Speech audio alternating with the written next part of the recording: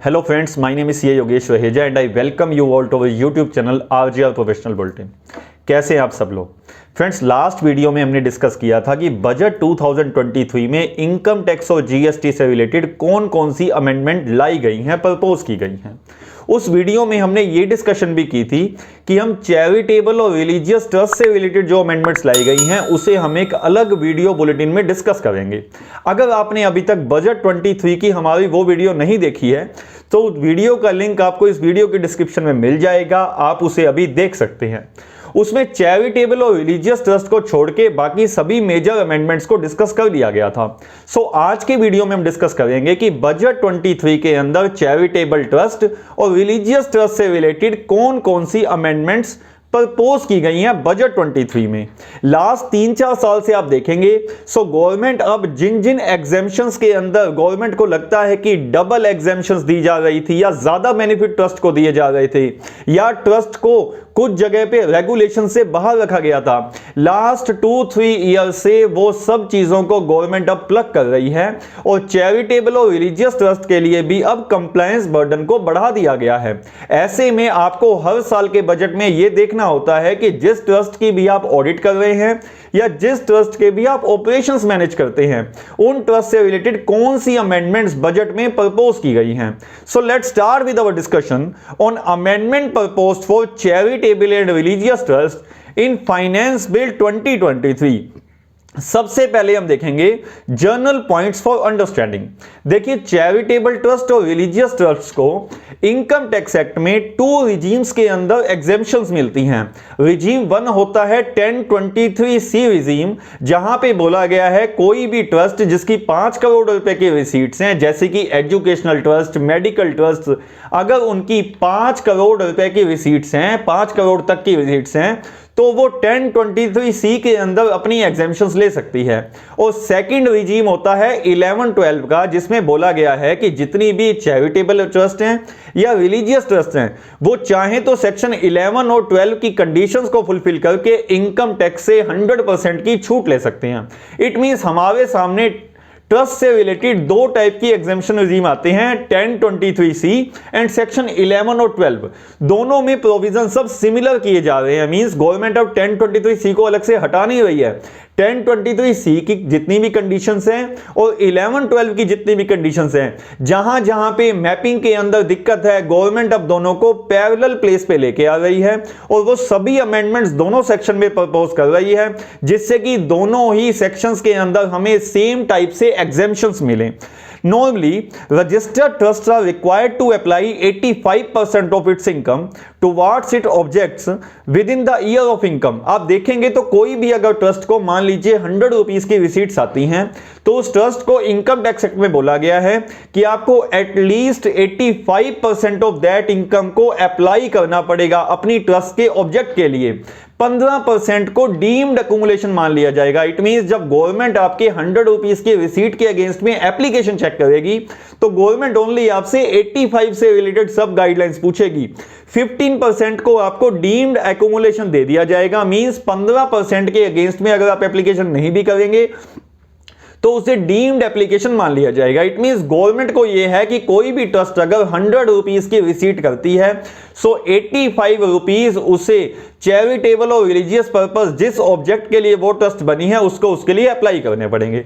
मान लीजिए कोई ट्रस्ट 85 रुपीज को नहीं एक्सपेंड कर पाती तो उसके पास ऑप्शंस हैं, या तो वो सिमिलर ऑब्जेक्ट की किसी और ट्रस्ट को बैलेंस अमाउंट को डोनेट कर दिए। मान लीजिए मेरी एक ट्रस्ट है, 100 रुपीज की रिसीट है, मैंने 60 रुपीज ही उस ट्रस्ट के अप्लाई किए हैं। सो मैं चाहूं तो जो 25 रुपीज का बैलेंस अनयूटिलाइज रह गया, अनअप्लाइड रह गया, मैं सिमिलर ट्रस्ट को उस बैलेंस को ट्रांसफर कर सकता हूं ताकि वो उस अमाउंट को आगे अप्लाई कर दे। गवर्नमेंट का कंटेक्स्ट है 85 रुपीज किसी ट्रस्ट को दी गई डोनेशन से अप्लाई हो जाने चाहिए। अगर मान लीजिए मैं किसी को डोनेशन भी नहीं देता, साथ साथ खुद अप्लाई भी नहीं करता, तो गवर्नमेंट मुझे 2 तरीके के ऑप्शन देती है। नंबर नंबर 1 ऑप्शन, अगर आपने 85 रुपीज से कम पैसा अप्लाई किया है, अगर आपको वो पैसा एक्चुअल में अक्रूवल बेसिस पे आपने अकाउंट फॉर किया है, लेकिन आपको वो पैसा अभी तक मिला नहीं है, अब मिला नहीं है तो मैं उसको अप्लाई नहीं कर सकता। मान लीजिए वो अगले साल मिलेगा या उससे अगले साल मिलेगा, लेकिन मेरे पास कमिटमेंट कॉन्ट्रैक्ट है कि मुझे वो पैसा मिलेगा, मेरी ट्रस्ट को वो पैसा मिलेगा। सो गवर्नमेंट ने बोला कि आप फॉर्म 9A फाइल कीजिए और फॉर्म 9A फाइल करके आप इस पैसे को जब मिलेगा या उससे अगले साल के अंदर, मींस 2 साल का बेनिफिट दे दिया, जब वो पैसा मिले तब या उससे अगले साल के अंदर आप उस पैसे को अप्लाई कर दीजिए, नहीं तो हम उस पैसे को आपकी टैक्सेबल इनकम मान लेंगे। या फिर कोई और रीजन है जिस वजह से आप 85 रुपीज अप्लाई नहीं कर पाए, सो आप इस साल अगर नहीं कर पाए तो आप नेक्स्ट ईयर तक उस पैसे को एक्यूमुलेट करके और आप अप्लाई कर सकते हैं, जिस केस के अंदर आप फॉर्म 9A भर के गवर्नमेंट को बताएंगे कि कुछ वजहों से हम 85 रुपीज ऑफ एप्लीकेशन नहीं कर पाए हैं किसी ट्रस्ट की, सो उस अमाउंट को हम नेक्स्ट ईयर तक कर देंगे। ऐसे केस में भी हमें फॉर्म 9A फाइल करना पड़ेगा। मींस फॉर्म 9A के अंदर हम शॉर्टफॉल को रिसिप्ट प्लस 1 ईयर और नेक्स्ट ईयर तक लेके जा सकते हैं और गवर्नमेंट को बोल सकते हैं कि नेक्स्ट ईयर तक we will apply that amount. या फिर गवर्नमेंट हमें ऑप्शन देती है कि हम फॉर्म 10 फाइल करें और उस पैसे को एक्यूमुलेट करें सेक्शन 11(5) में दी हुई इन्वेस्टमेंट्स के साथ। तो मेरे पास काफी मोड्स हैं जिसमें गवर्नमेंट ये देखना चाहती है कि मैंने 100 रुपीज के रिसीट्स को 85 रुपीज तक अप्लाई किया है या नहीं किया है।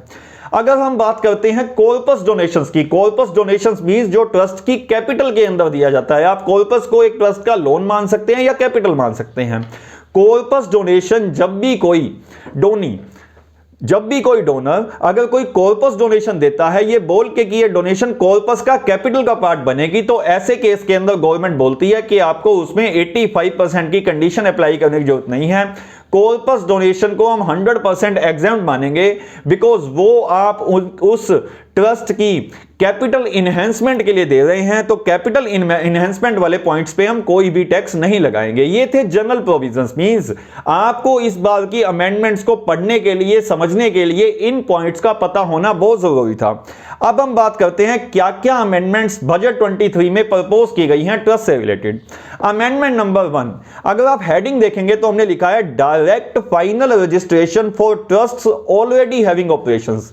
अगर आपको पता हो, सो 2020 से आपने अगर देखा हो तो आज के दिन में ट्रस्ट कोई भी अगर इनकम टैक्स के अंदर रजिस्टर होना चाहती है तो उसे 2 तरीके से अपना रजिस्ट्रेशन देना पड़ता है, 2 स्टेजेस में अपना रजिस्ट्रेशन देना पड़ता है। स्टेज नंबर 1 में उसे सबसे पहले एक प्रोविजनल रजिस्ट्रेशन लेना पड़ता है। प्रोविजनल रजिस्ट्रेशन लेने के बाद अगर उसकी कमेंसमेंट ऑफ एक्टिविटीज के 6 महीने के अंदर अंदर या फिर उसका रजिस्ट्रेशन जब वैलिडिटी जो होती है वो 3 साल होती है, सो वैलिडिटी ऑफ रजिस्ट्रेशन खत्म होने के 6 महीने से पहले उसे अपने रजिस्ट्रेशन को फाइनल रजिस्ट्रेशन में कन्वर्ट कराना होता है।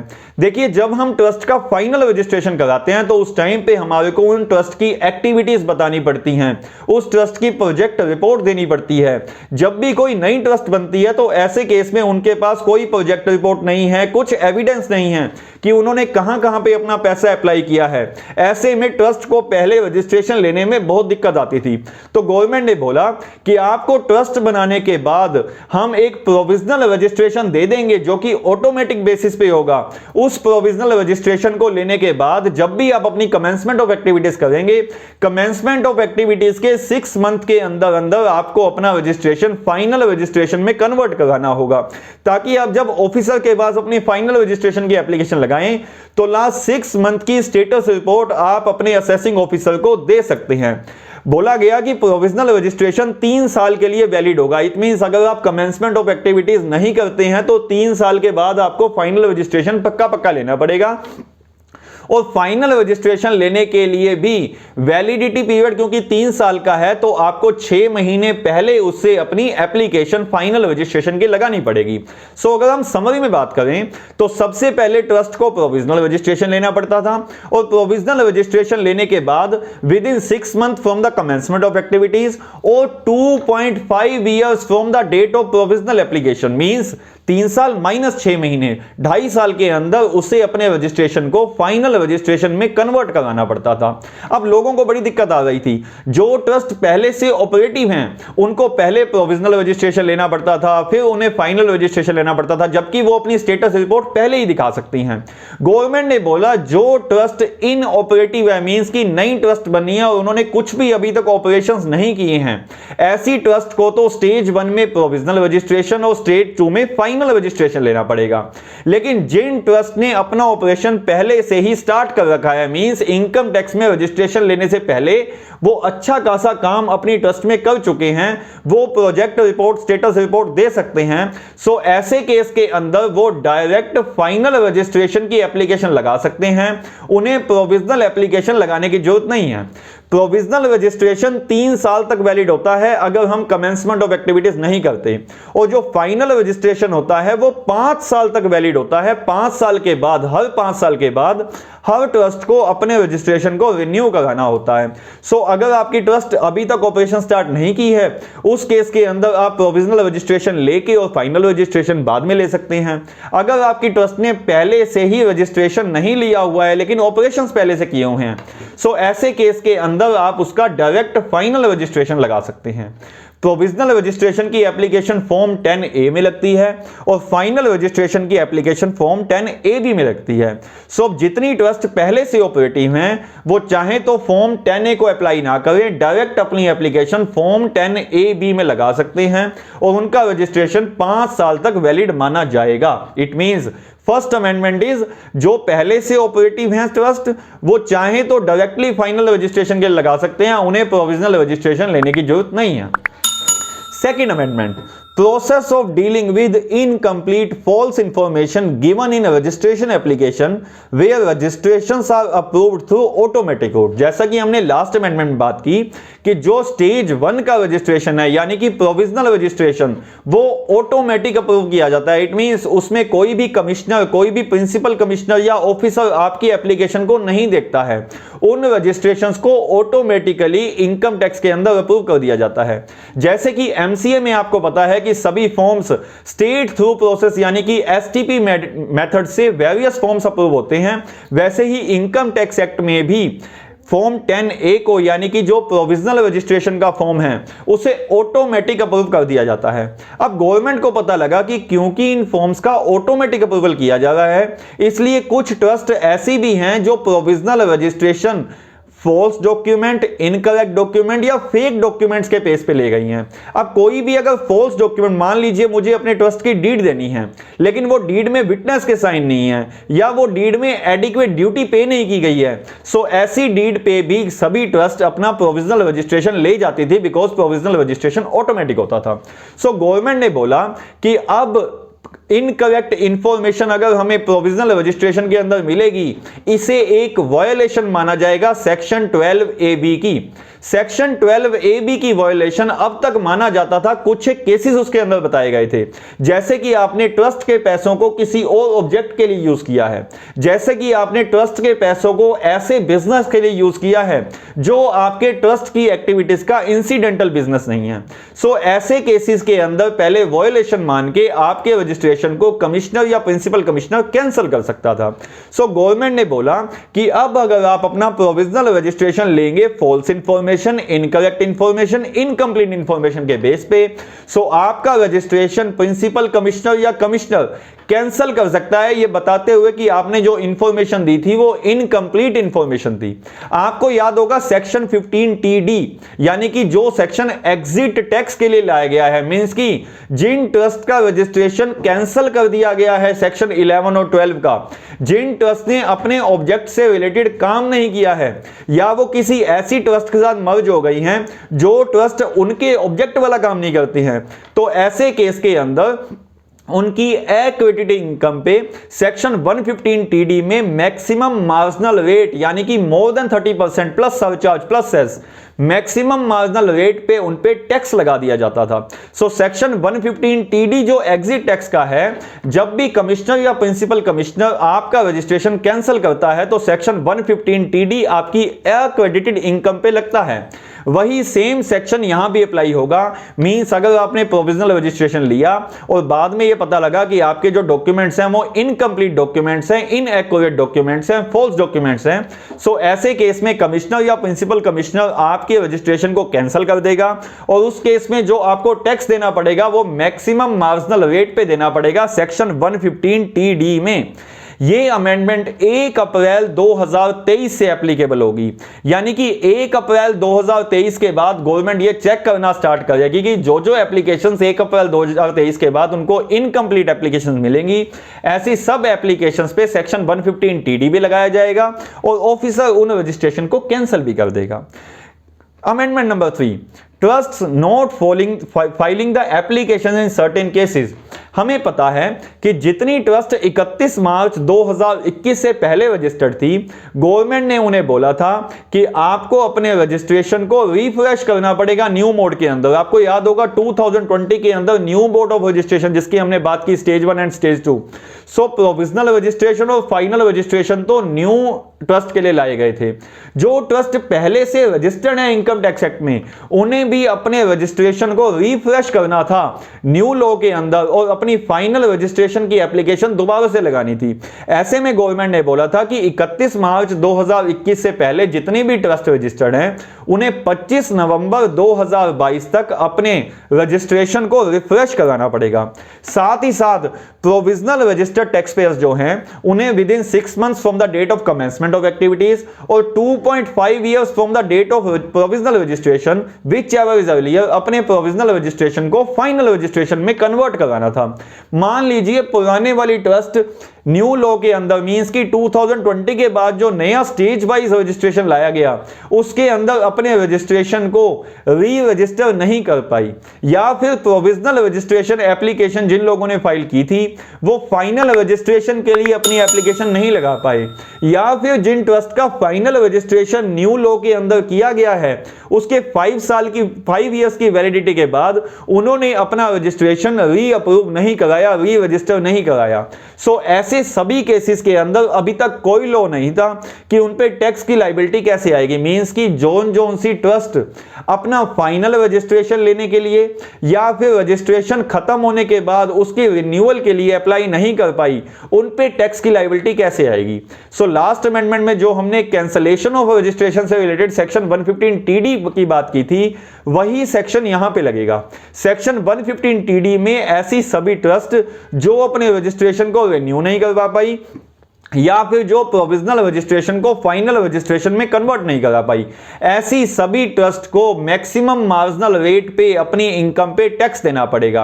अब आप कहेंगे इस केस में इनकम क्या मानी जाएगी? इनकम मानी जाएगी अक्रेडिटेड इनकम, मींस की उनकी जितनी बैलेंस शीट में एसेट्स हैं और लाइबिलिटीज हैं, so assets minus liabilities will be their accredited income. उनकी जो फेयर मार्केट वैल्यू आएगी उस पे मैक्सिमम मार्जिनल रेट से टैक्स ले लिया जाएगा। सो बोला गया कि जो भी ट्रस्ट रीअप्लाई नहीं कर पाई या प्रोविजनल को फाइनल में नहीं कर पाई कन्वर्ट, ऐसी सभी ट्रस्ट पे एग्जिट टैक्स का प्रोविजन लगेगा और उन्हें मैक्सिमम मार्जिनल रेट पे टैक्स देना पड़ेगा। Amendment number 4, change in time limit of filing form 10 और form 9A for accumulation of income. आपको इस वीडियो के स्टार्टिंग में याद होगा कि हमने फॉर्म 9A जहां पे 85% से शॉर्टफॉल है ड्यू टू द रीजन कि हमें वो पैसा मिला ही नहीं है या फिर एनी अदर रीजन। सो ऐसे केस में गवर्नमेंट हमें 1 साल का टाइम देती है कि हम उस पैसे को चाहें तो 1 साल के बाद भी अप्लाई कर सकते हैं। उस केस के अंदर हमें ड्यू डेट ऑफ ITR से पहले अपना फॉर्म 9A जमा कराना पड़ता है।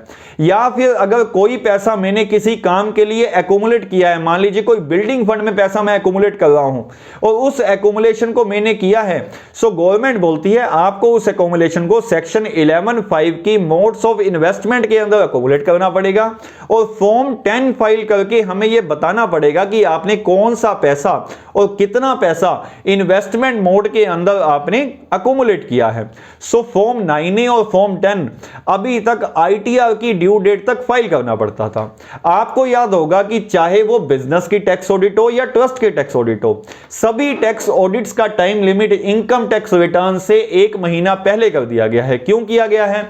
गवर्नमेंट चाहती है कि आपको जितनी इनकम टैक्स रिटर्न्स वो दे वो सभी रिटर्न्स, अलाउंसेस और डिसअलाउंसेस जो फॉर्म 10 44AB जहां जहां भी बताए गए हैं उन सब डिसअलाउंसेस को वो प्री फिल्ड आईटीआर में ही डाल दीजिए। मान लीजिए किसी ऑडिटर ने फॉर्म 10B के अंदर कोई डिसअलाउंस दी या फिर फॉर्म 3CD के अंदर कोई डिसअलाउंस दी, सो ऐसी डिसअलाउंसेस इनकम टैक्स रिटर्न में ऑटो फ्री फिल होके आ जाएं। इसीलिए टैक्स ऑडिट का टाइम लिमिट 1 महीने पहले रखा गया। अब ट्रस्ट के केस में मान लीजिए ऑडिट लगती है तो आईटीआर का टाइम लिमिट होता है 31 अक्टूबर। सो हम अगर बात करें फाइनेंशियल ईयर 22-23, असेसमेंट ईयर 23-24, उसका जो आईटीआर का टाइम लिमिट होगा जिन ट्रस्ट की ऑडिट होनी है वो है 31 अक्टूबर 2023। सो फॉर्म 10B ऑडिटर को देना है 30 सितंबर 2023 तक, यानी कि 1 महीना पहले। अब ऑडिटर्स को यह चैलेंज आता था कि उन्हें अपनी 10B की ऑडिट रिपोर्ट में फॉर्म 10 और फॉर्म 9A में जो ट्रस्ट डिटेल्स देती हैं उन डिटेल्स को अपने फॉर्म 10B में लिखना होता था। अब सभी ट्रस्ट क्या बोलती थी, ऑडिट हो रही है 30 सितंबर 2023 तक, तो ट्रस्ट बोलती थी हमारे पास तो 31 अक्टूबर 2023 तक का टाइम लिमिट है, हम उस टाइम लिमिट तक अपने ये फॉर्म्स फाइल कर लेंगे। ऐसे में ऑडिटर को उसे चेक करने में उन डिटेल्स को दिक्कत आती थी और वो अपनी ओपिनियन को फॉर्म 10 और फॉर्म 9A में डिस्क्लेम करता था। गवर्नमेंट को पता लगा रिप्रेजेंटेशंस के बेस पे, तो गवर्नमेंट ने अमेंडमेंट की कि अब आपको फॉर्म 10 और फॉर्म 9A अपने आईटीआर की ड्यू डेट से 2 महीने पहले फाइल करना पड़ेगा। इट मींस 31 अक्टूबर को अगर आपकी आईटीआर की डेट है आने वाली, ये असेसमेंट ईयर 23-24 से ही लगेगा प्रोविजन। मींस अगर आपकी आने वाली ड्यू डेट ट्रस्ट की अगर ऑडिट है सो वो 31 अक्टूबर 2023 है, तो उसकी फॉर्म 10B जाएगी 30 सितंबर 2023 तक और उसे फॉर्म 10 और फॉर्म 9A 31 अगस्त 2023 तक फाइल करना होगा। इट मींस फॉर्म 9A और फॉर्म 10 वो 31 अगस्त 23 तक फाइल करेंगे। 30 सितंबर 23 को ऑडिटर जब अपनी 10B की ऑडिट करेगा तो उसके पास सफिशिएंट टाइम होगा फॉर्म 10 और फॉर्म 9A को चेक करने के लिए, क्योंकि वो ऑलरेडी फाइल हो चुके हैं। और 31 अक्टूबर को जब आपको आपकी आईटीआर फाइल करनी है तो आपको प्री फिलिंग की फैसिलिटी उसके अंदर दे दी जाएगी। सो वेलकम अमेंडमेंट है ऑडिटर के पर्सपेक्टिव से, क्योंकि वो फॉर्म 10 और फॉर्म 9A चेक नहीं कर पा रहे थे। सो अगर ट्रस्ट की ऑडिट है तो जो डेट्स होंगी, आईटीआर की ड्यू डेट होगी 31 अगस्त 2023। सो टैक्स ऑडिट की डेट होगी 1 मंथ पहले, यानी कि 30 सितंबर 23, और जो ड्यू डेट फॉर्म 10 और फॉर्म 9A की होगी दैट विल बी 31 अगस्त 2023। जिन ट्रस्ट की ऑडिट नहीं है ऐसी ट्रस्ट की आईटीआर की ड्यू डेट होती है 31 जुलाई 2023, तो उन्हें अपना फॉर्म 10 और फॉर्म 9A कब फाइल करना पड़ेगा, 31 मई 2023 तक, यानी कि 2 months before filing of ITR. Point number 5 means की amendment number 5, denial of exemption where ITR is not filed. Government ने बोला अगर आपने इनकम टैक्स रिटर्न के अंदर अपनी एग्जेम्पशंस को नहीं क्लेम किया है सो हम आपको 1023C या फिर 11 और 12 का बेनिफिट नहीं देंगे। ये अमेंडमेंट तो पहले ही आ चुकी है कि अगर आपने इनकम टैक्स रिटर्न फाइल नहीं की तो आपको एग्जेम्पशन नहीं मिलेंगी। तो इस पे इस बार क्या अमेंडमेंट लेके आई गई है, देखिए पहले जो रिटर्न्स फाइल होती थी या तो 139(1) की ड्यू डेट के हिसाब से होती थी या 139(4) की बिलेटेड रिटर्न की ड्यू डेट तक होती थी। मींस कि या तो मैं एक्चुअल ड्यू डेट या फिर बिलेटेड डेट दोनों तक अपनी आईटीआर फाइल कर दूंगा तो मुझे यहां पे हमारी एग्जेम्पशन मिल जाएगी 1023C की भी और 11-12 की भी। गवर्नमेंट जब ITRU लेके आई सो ITRU की कंडीशंस के अंदर ऐसा कहीं भी नहीं था कि कोई भी ट्रस्ट अपनी कोई एग्जेम्पशन भी यहां पे क्लेम नहीं कर सकती। मींस कि मैं कुछ रिफंड तो उस केस में नहीं ले सकता, मैं लॉस की ITR तो फाइल नहीं कर सकता। क्या मैं 11-12 और 1023C की ITRU में एग्जेम्पशन क्लेम कर सकता हूं? अभी तक इसका कोई भी स्पेसिफिक प्रोविजन नहीं था। तो सब ट्रस्ट को लग रहा था कि लास्ट के 2 साल की अगर ITR फाइल करना रह गई है सो हम ITRU फाइल कर देते हैं और अपनी एग्जेम्पशंस ले देते हैं।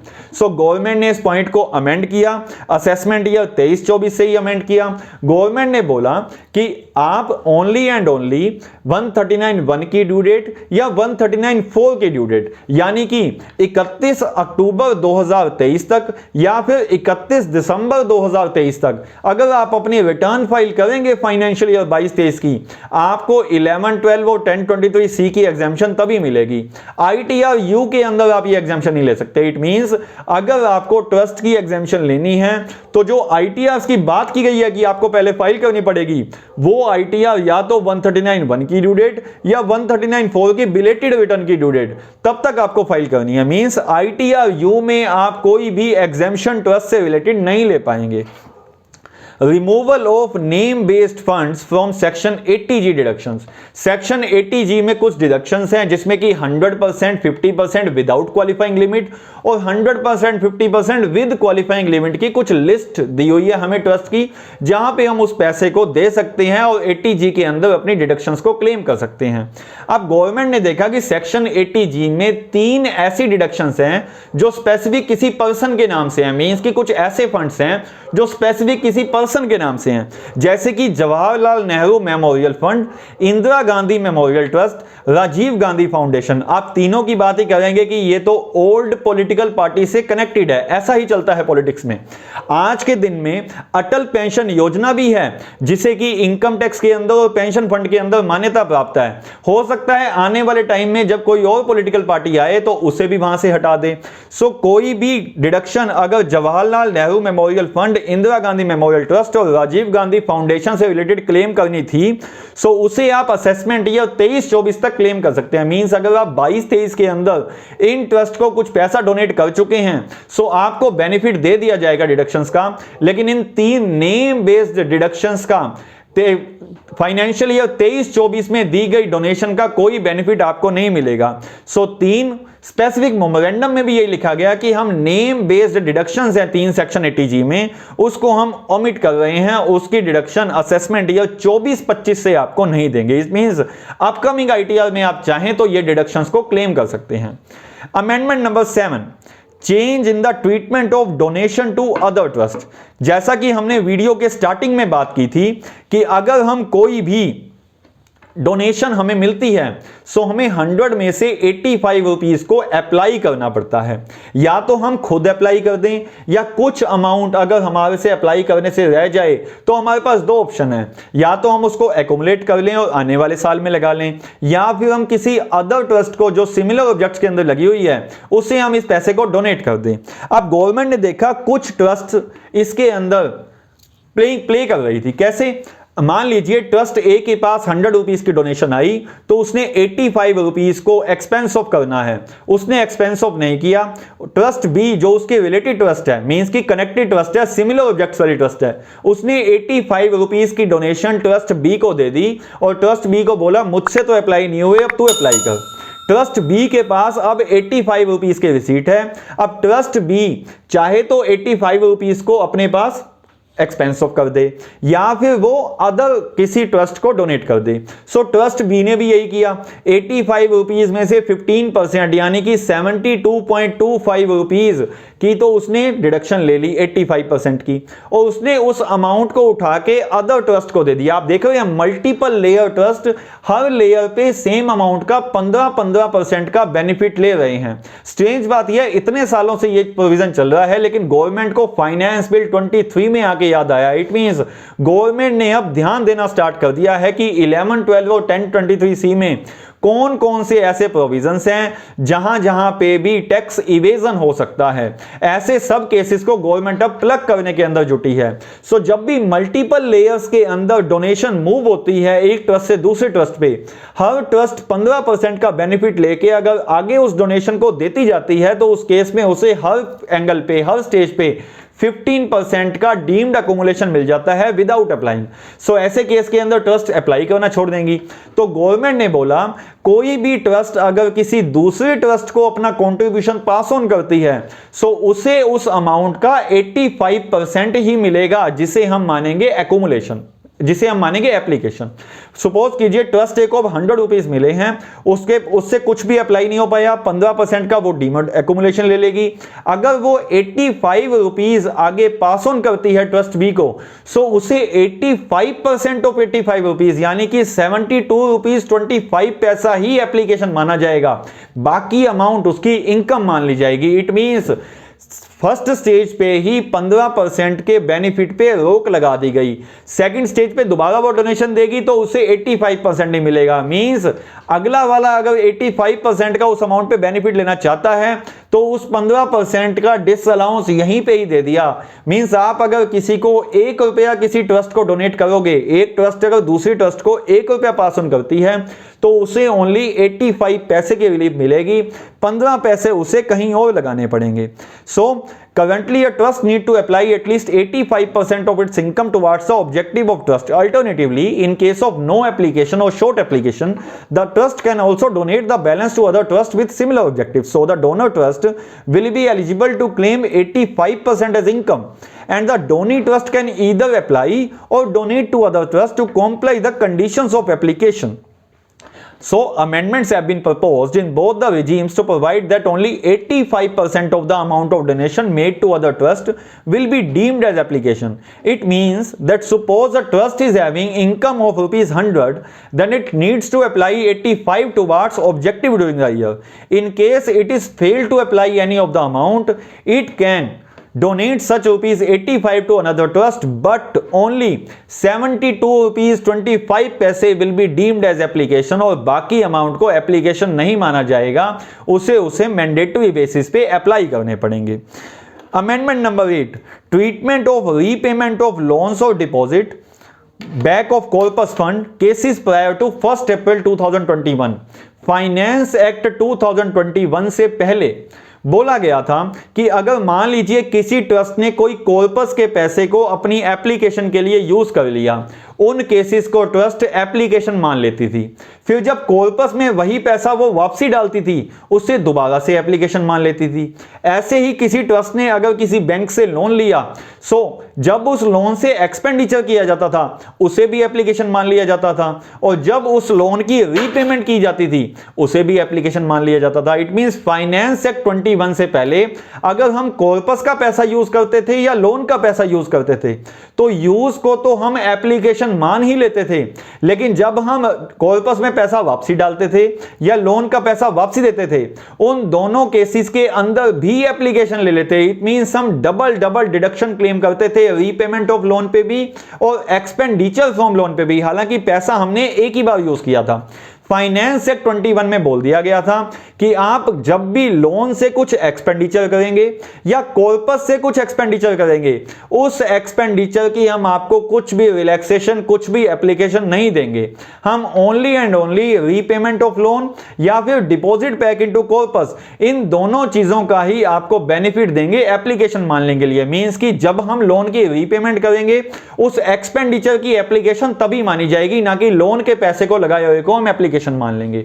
अब गवर्नमेंट ने देखा कि 1 अप्रैल 2021 से पहले के कुछ केस में जो ट्रस्ट हैं वो कॉर्पस से एक्सपेंस किए हुए पैसे को या फिर लोन से एक्सपेंस किए हुए पैसे को पहले से ही एप्लीकेशन मान चुके हैं, और अब वो ट्रांजिशनल प्रोविजन का बेनिफिट लेते हुए रीपेमेंट और डिपॉजिट बैक ऑफ कॉर्पस को दोबारा से एप्लीकेशन मान रहे हैं। मींस कि वो ट्रांजिशनल केसेस के अंदर डबल बेनिफिट क्लेम कर रहे हैं। तो गवर्नमेंट ने बोला अगर आप 1 अप्रैल 2021 से पहले कॉर्पस से एप्लीकेशन या लोन से एप्लीकेशन को एप्लीकेशन मान चुके हो, मींस अगर आप लोन से किए गए एक्सपेंस को या कॉर्पस से किए गए एक्सपेंस को अपनी एप्लीकेशन मान चुके हो, तो आप कॉर्पस में अगर पैसे वापसी डिपॉजिट करते हो या लोन के पैसे रीपे करते हो, उसे आपकी एप्लीकेशन नहीं माना जाएगा। तो गवर्नमेंट ने 1 अप्रैल 2021 से जो पहले के केस खड़े थे बजट से पहले के, उन पे भी गवर्नमेंट ने यह रोक लगा दी कि आप उन केसेस के अंदर डबल डिडक्शन क्लेम नहीं कर सकते।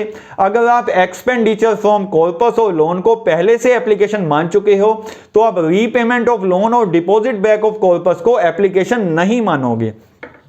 Amendment number 9, 5 years limit to repay loan और री इन्वेस्ट कॉर्पस और डोनेशन। अभी हमने बात की कि हम अगर लोन से कुछ एक्सपेंडिचर करते हैं या कॉर्पस से कुछ एक्सपेंडिचर करते हैं, उसे हम क्या नहीं मानते, एप्लीकेशन नहीं मानते। हम एप्लीकेशन ऑफ इनकम तभी मानते हैं जब हम लोन की रीपेमेंट करते हैं या कॉर्पस में पैसा वापसी डालते हैं, उसे ही हम एप्लीकेशन ऑफ इनकम मान के चलते हैं। अब गवर्नमेंट ने देखा कि लोग 10-10 साल पहले, 15-15 साल पहले, 20-20 साल पहले लोन्स के एक्सपेंडिचर कर चुके हैं और रीपेमेंट ऑफ लोन अब दे रहे हैं। ऐसे में गवर्नमेंट को 10 साल पहले के, 15 साल पहले के, 20 साल पहले के केसेस को असेसमेंट करने में दिक्कत आती है, क्योंकि जो डॉक्यूमेंट्स हैं वो बहुत पुराने हो जाते हैं। सो गवर्नमेंट अब लिमिट लेके आई है 5 साल की। इट मींस जब आपने किसी लोन के पैसे से एक्सपेंडिचर किया है तो उस लोन के पैसे को अगर आप विद इन 5 ईयर्स तक रीपे कर देंगे, सो रीपेमेंट ऑफ लोन को सिर्फ तभी एप्लीकेशन माना जाएगा जब आपने कॉर्पस से कुछ पैसा एक्सपेंस ऑफ किया है। अगर आप within 5 years from the date of expense corpus में वो पैसा वापसी डाल देंगे, सिर्फ तभी आपको डिपॉजिट बैक टू कॉर्पस की एप्लीकेशन ऑफ इनकम माना जाएगा, नहीं तो उसे आपकी इनकम मान लिया जाएगा। तो 5 साल के अंदर आपको अपना लोन रीपे करना होगा from the date of expense, और 5 साल के अंदर आपको कॉर्पस में अपना पैसा वापसी डालना होगा from the date of expense from corpus और लोन, तभी आपको रिलैक्सेशन मिलेगी डिपॉजिट बैक की और रीपेमेंट ऑफ लोन की। फ्रेंड्स, ये सब ऐसी एग्जेम्पशंस थी, ऐसी अमेंडमेंट्स थी जो कि आपकी ट्रस्ट, चैरिटेबल या रिलीजियस ट्रस्ट से रिलेटेड एग्जेम्पशंस को अफेक्ट कर सकती हैं। आपने अगर हमारा बजट 2022 से रिलेटेड जो हमने ट्रस्ट रिलेटेड अमेंडमेंट्स का वीडियो बनाया था, अगर उसे अभी तक नहीं दिखा है तो आप उसे भी देख लीजिए, क्योंकि फाइनेंशियल ईयर 22-23 से रिलेटेड कुछ अमेंडमेंट्स उस बजट में भी प्रपोज की गई थी, और फाइनेंशियल ईयर 22-23 और असेसमेंट ईयर 23-24 से रिलेटेड कुछ अमेंडमेंट्स इस बजट में भी लाई गई हैं। सो फ्रेंड्स, आशा करता हूं आपको ये वीडियो अच्छा लगा होगा। अगर आपको ये वीडियो अच्छा लगा तो इसे लाइक, कमेंट और शेयर जरूर कीजिएगा, और ऐसे ही रेगुलर अपडेट्स के लिए आप हमारा चैनल सब्सक्राइब कर सकते हैं, RJ professional bulletin. Thank you so much.